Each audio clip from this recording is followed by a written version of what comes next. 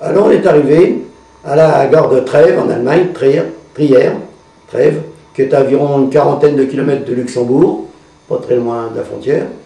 Et là, on nous a encadrés avec toujours les choupeaux pour aller à la prison de Trèves. Et donc, on est resté là le temps qu'ils nous servent une soupe le midi. Et l'après-midi, redépart, pour où on ne savait toujours pas. On nous a remis dans un train qui partait de Trèves et qui allait sur la gare de Rensfeld.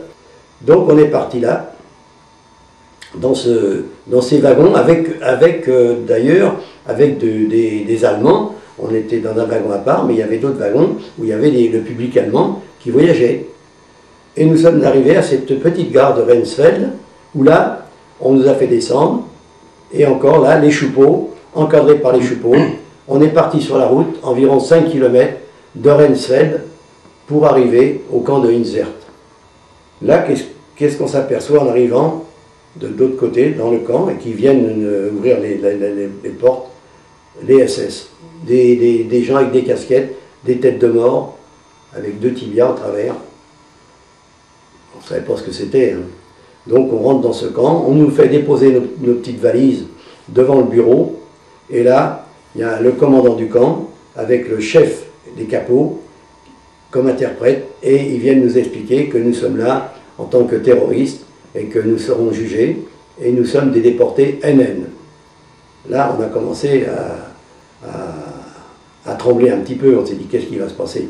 On voyait bien dans ce camp des gens qui couraient, des mannequins, c'était des mannequins, pas gros du tout, et qui couraient tout le temps, même avec une bourrouette, ils couraient, et puis quand ils s'arrêtaient devant un SS, en définitive, ils se mettaient au garde à vous, et ils parlaient. Bon, nous, suite au petit commentaire qu'a fait le commandant, qui était très très dur d'ailleurs, en disant que là, vous allez travailler de force, vous allez être jugé, et vous ne savez pas si vous ne serez pas condamné à mort. C'était ça. On nous a emmenés à la douche, couper les cheveux, c'est là qu'on a été tendus, couper les cheveux. Et là, j'ai eu des scènes un peu pénibles d'ailleurs, parce que nous, on était à une équipe environ de 60 personnes de ce convoi-là. Et la grande majorité, c'était des jeunes de 14 ans à 19-20 ans. Et puis il y avait quelques personnes âgées. Et donc, on nous a déshabillés, on nous a fait prendre une douche qui était moitié chaude, moitié brûlante, moitié froide. On nous a rasés, du haut jusqu'en bas, désinfectants, et puis on nous a donné une tenue. Une tenue qui n'était pas la tenue de rayé, là, de ce camp. C'était une tenue de kaki, avec dans le dos NN, les inscriptions NN. Il y avait un camarade qui avait des cheveux très beaux cheveux, frisés, une touffe de cheveux. Et après, quand il a été tendu, il s'est passé la main, il s'est mis à pleurer. Il s'est mis à pleurer. Ça a été terrible pour lui de voir ses cheveux partir. Ce que j'ai oublié de dire, c'est qu'en sortant de la vacherome, on avait les vêtements, on nous a attribué un numéro. Moi, j'avais le numéro 4525.